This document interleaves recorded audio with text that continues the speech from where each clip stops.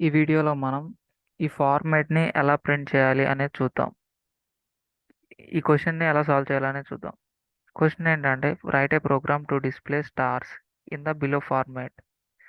నాకు కనుక ఇన్పుట్ అనేది నెంబర్ అనేది ఇన్పుట్ ఇవ్వాలంట. అది 1 ఇచ్చానంటే అవుట్పుట్ అనేది ఒక స్టార్ ప్రింట్ అవ్వాలి. 2 అనేది ఇస్తే నాకు ఇట్లా స్క్వేర్ లాగా 2 హారిజాంటల్గా 2 వర్టికల్గా ఇలా ప్రింట్ అవ్వాలంట.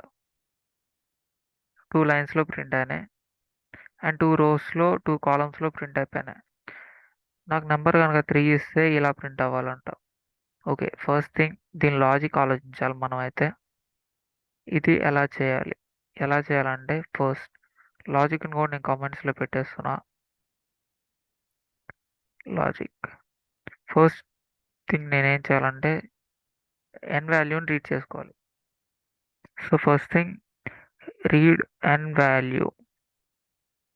సెకండ్ ఏం చేయాలి, ఒకసారి n value read చేసేసాక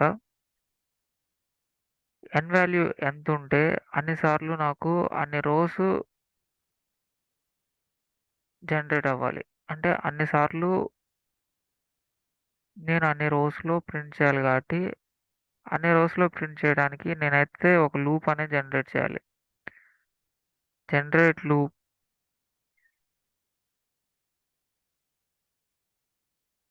generate loop to generate loop n times. నేను n అనేది రీడ్ చేసుకుంటే n టైమ్స్ అనేది నా లూప్‌ని రన్ అయ్యేట్టు జనరేట్ చేయాలి. నేను 1 అనేది రీడ్ చేసుకున్నాననుకోండి, ఒక లైన్ మాత్రం రన్ అయితే చాలు. సో 2 అనేది రీడ్ చేసుకుంటే ఇన్పుట్ నాకు 2 టైమ్స్ నా లూప్ అనేది రన్ అయ్యేలాగా జనరేట్ చేయాలి లూప్‌ని. నేను నా ఇన్పుట్ 3 అయితే 3 టైమ్స్ నా లూప్ అనేది రన్ అయ్యేలాగా నేనైతే నా లూప్‌ని జనరేట్ చేసుకోవాల్సి ఉంటుంది. So each and every time నాకు జనరేట్ అయినాక ఈచ్ అండ్ ఎవ్రీ టైమ్ నేనేం చేయాలి, నా n వాల్యూ ఎంత ఉంటే అన్ని స్టార్స్ ప్రింట్ చేయాలి. So print n stars each and every time.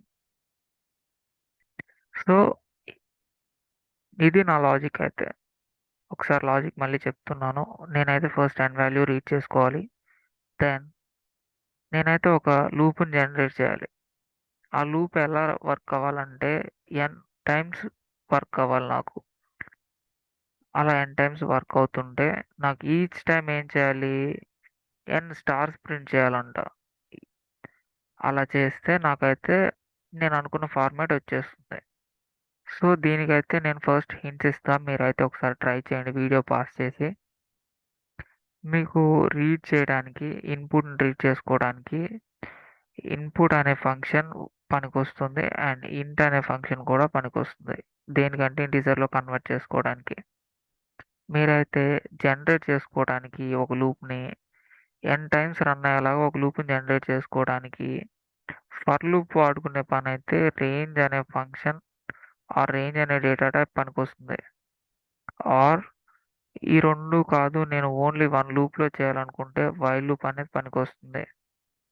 Then n stars print చేయడానికి మీరు డైరెక్ట్‌గా స్ట్రింగ్ మల్టిప్లికేషన్ అనే కాన్సెప్ట్ వాడుకోవచ్చు. ఆర్ స్ట్రింగ్ మల్టిప్లికేషన్ అనే కాన్సెప్ట్ అయినా వాడుకోవచ్చు ఒకటి. లేదంటే మీరు ఏదైనా ఒక ఫర్ లూప్ వాడుకొని n టైమ్స్ రన్ అయ్యేలాగా చేసి రేంజ్ ఫంక్షన్ వాడుకొని అవుట్‌పుట్‌ని ప్రింట్ చేయొచ్చు. లేదంటే వైల్ లూప్ వాడుకొని n టైమ్స్ రన్ అయ్యేలాగా చేసి n times n stars print చేసుకోవచ్చు. ఇలా మనకైతే ఇన్ని అవకాశాలున్నాయి. సో మనమైతే ప్రతీదీ ట్రై చేద్దాం. ఎందుకంటే మనం ప్రతి రకంగా చేయగలిగితే ఒక సమ్‌ని 100 రకాలుగా చేయగలిగితే మనకి ఎన్ని రకాలుగా చేయగలుగుతామో అన్ని రకాలుగా చేయగలిగితే మిగతా కాన్సెప్ట్స్ గురించి కూడా మనకైతే ఐడియా వస్తుంది. సో ఫస్ట్ థింగ్ ఇప్పుడైతే మీరు పాజ్ చేసి ఒకసారి ట్రై చేయండి. ఆ తర్వాత వీడియో చూడండి. మీరెక్కడైతే స్ట్రక్ అయితారో అక్కడ మీకు ఈ వీడియో అనేది ప్లే చేయంగాల్నే మీకు నెక్స్ట్ స్టెప్ ఏంటి? అంటే ఆ స్ట్రక్ అయిన చోట మీరు ఎలా చేయాలనే ఆన్సర్ దొరుకుతుంది. దాని తర్వాత కంటిన్యూ చేయడానికి వీలుంటుంది. అలా మిమ్మల్ని మీరు డెవలప్ చేసుకోవడానికి అవకాశం ఉంటుంది. సో, అలా ట్రై చేయండి. నేనైతే మీరు పాజ్ చేసి ప్లే చేస్తున్నారని అనుకుంటున్నాను. ఇప్పుడైతే ఈ ప్రాబ్లమ్ ఎలా సాల్వ్ చేయాలనేది చూస్తున్నాను. రీడ్ ఎన్ వాల్యూ. ఎన్ వాల్యూని రీడ్ చేసుకోవాలి first thing. So, n is equals to input అనే ఫంక్షన్ వాడుకుంటా నేను. అందులో నేను నమ్ అని పెట్టుకుంటా ప్రాంప్ట్. ఎందుకంటే ఇక్కడ చూసుకుంటే నాకు నమ్ అనేది ఇన్‌పుట్‌లో చూపిస్తుంది. సో, అందుకని అలా పెట్టుకుంటున్నాను. నేను ఏదైతే ఇన్‌పుట్ ఇస్తానో అది ఇక్కడ నాకు ఎన్‌లో స్టోర్ అవ్వాలి. డిఫాల్ట్‌గా ఇన్‌పుట్ అనే ఫంక్షన్ ఏం చేస్తుందంటే స్ట్రింగ్‌ని రీడ్ చేసుకుంటుంది. నాకైతే ఇంటీజర్ కావాలి కాబట్టి స్ట్రింగ్‌ని ఇంటీజర్‌లో కన్వర్ట్ చేసుకుంటున్నాను. సో, నా స్ట్రింగ్ అనేది ఇంటీజర్‌లో కన్వర్ట్ అయిపోయింది. Then assignment operator is equal to వాడేసుకొని n అనే వేరియబుల్‌లో స్టోర్ చేసుకున్నా. నౌ ఇప్పుడు నేను సెకండ్ స్టెప్‌కొచ్చా.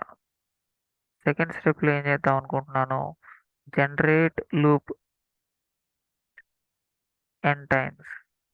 n టైమ్స్ వర్క్ అయ్యేలాగా ఒక లూప్‌నైతే నేను జనరేట్ చేయాలంట. ఫర్ లూప్‌నైతే ఎట్లా జనరేట్ చేయాలనేది చూద్దాం. ఫర్ లూప్‌ని n టైమ్స్ వర్క్ అయ్యేలాగా ఎట్లా జనరేట్ చేయాలంటే రేంజ్ అనే ఫంక్షన్ వాడుకొని జనరేట్ చేయొచ్చు. నేనైతే దీనికంటే ముందు వీడియోలో రేంజ్ డేటా టైప్ గురించి చెప్పాను. ఒకవేళ ఎవరైనా చూడకపోతే ఒకసారి చూడండి. అన్నిసార్లు రన్ అవ్వటానికి n times for I in range of n అంటే చాలు నాకు. RANGE range. ఫస్ట్ టైమ్ రాసేటప్పుడు మిస్టేక్స్ పోతుంటాయి. సో, మీరైతే ఒకసారి జాగ్రత్తగా చూసుకోండి. కోలన్ పెట్టడం కానివ్వండి, రేంజ్ స్పెల్లింగ్ కానివ్వండి, సింటాక్స్ కానివ్వండి ఏదో ఒకటి పోతుంటుంది. సో, జాగ్రత్తగా చూసుకోండి. నేనైతే ఫస్ట్ ఫర్ లూప్‌ని n టైమ్స్ రన్ చేయడానికి రాస్తున్నాను. Print of I n times run అవుతుందా లేదో తెలుసుకోవడానికి I అనేది రాసాను. సో, రేంజ్ ఫంక్షన్‌లో నేను 1 నుంచి అప్ టు n వరకు స్టాప్ అయిపోయేలాగా రాస్తున్నా. స్టార్ట్ అయ్యేది 1 కాడ నుంచి. స్టాప్ అవ్వాల్సింది n+1 కాడ. అంటే 1 నుంచి n దాకా నాకు I వాల్యూస్ వస్తాయి. వచ్చి Iకి అసైన్ అవుతాయి. Each and every time print చేసి చూసుకుంటా. నాకట్లా I వాల్యూస్ వస్తున్నాయా రావట్లేదా అనేది. రన్ చేశాను. n వాల్యూ నంబర్ అడుగుతుంది. నేనైతే 4 ఇస్తాను. 4 టైమ్స్ నాకు 1, 2, 3, 4 యాహ్! 4 టైమ్స్ నాకు ఫర్ లూప్ అనేది వాల్యూస్‌ని జనరేట్ చేసింది అండ్ రన్ అవుతుంది. సో, నాకైతే నేను అనుకున్నట్టు ఒక లూప్‌ని జనరేట్ చేశా. n అనేది ఇన్‌పుట్ ఇస్తే n టైమ్స్ రన్ అయ్యేలాగా. దెన్ నెక్స్ట్ ఏం చేయాలంటే print n stars each and every time. Each and every time n స్టార్స్‌ని ఎలా ప్రింట్ చేయాలి? ఎలా ప్రింట్ చేయాలంటే సేమ్ ఫర్ లూప్ వాడుకొని ప్రింట్ చేసుకోవచ్చు నేను. For I in range of 1, n+1 అనుకున్నప్పుడు నాకేమైద్దంటే I అనేది ఆల్రెడీ పైన వాడాను కదా! కింద కూడా వాడితే నాకు ఒక కన్‌ఫ్యూజన్ అనేది వస్తుంది. అంటే I అనేది ఈ ఈ రేంజ్‌లో వాల్యూ తీసుకుంటుందా? లేకపోతే ఈ రేంజ్‌లో వచ్చిన వాల్యూ తీసుకుంటుందా? అనేది అర్థం కాదు కాబట్టి j అనే వేరియబుల్ వాడుకుంటున్నాను.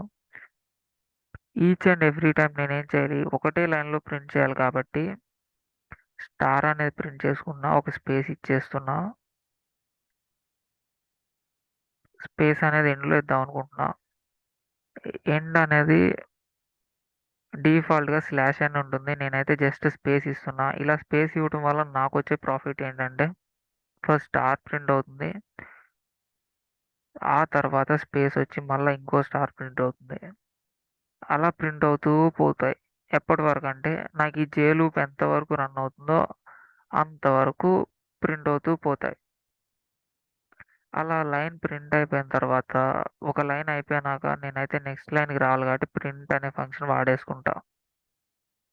ఇప్పుడైతే రన్ చేసి చెక్ చేస్తున్నా. నాకైతే కరెక్ట్ అవుట్‌పుట్ వస్తుందో రాదో. సో, నేనైతే ఫస్ట్ 3 ఇస్తున్నా ఇన్‌పుట్. నేను ఎక్స్పెక్ట్ చేసినట్టు నాకైతే అవుట్పుట్ వచ్చేసింది. ఇదైతే మీకు మళ్ళీ ఎక్స్ప్లెయిన్ చేస్తాను చూడండి. ఫస్ట్ n అనేది రీడ్ చేసుకున్నాను. తర్వాత ఒక లూప్‌ని అయితే జనరేట్ చేయాలి నేను. దేనికంటే n టైమ్స్ రన్ అవ్వటానికి. So, for i in range of 1, n+1 ఈ రేంజ్ అనేది ఏం చేస్తుందంటే టోటల్లీ 1 నుంచి n దాకా వేరియబుల్స్‌ని 1 నుంచి n దాకా ఒక సీక్వెన్స్‌ని జనరేట్ చేస్తుంది. నేను ఈ ఫర్ లూప్ వాడటం వల్ల ఈచ్ అండ్ ఎవ్రీ టైమ్ సీక్వెన్స్‌లో ఒక వాల్యూ వచ్చి ఐకి అసైన్ అయ్యి అలా n టైమ్స్ అనేది ఈ ఫర్ లూప్‌లో ఉన్న డేటా ఇటరేట్ అవుతుంది. నేను ఈచ్ అండ్ ఎవ్రీ టైమ్ ఏం చేయాలి?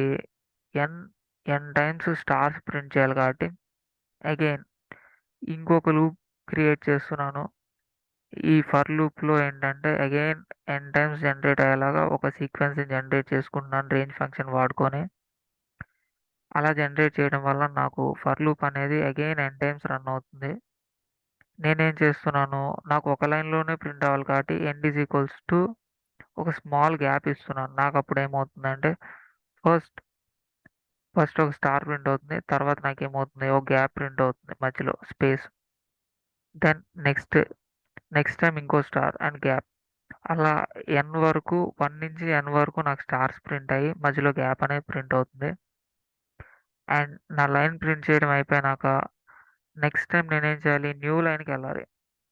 ఇలా న్యూ లైన్‌కెళ్ళాలి కాబట్టి నేనేం చేయాలంటే ప్రింట్ ఆఫ్ అనే ఫంక్షన్ వాడుకుంటే న్యూ లైన్‌కెళ్ళిపోతుంది.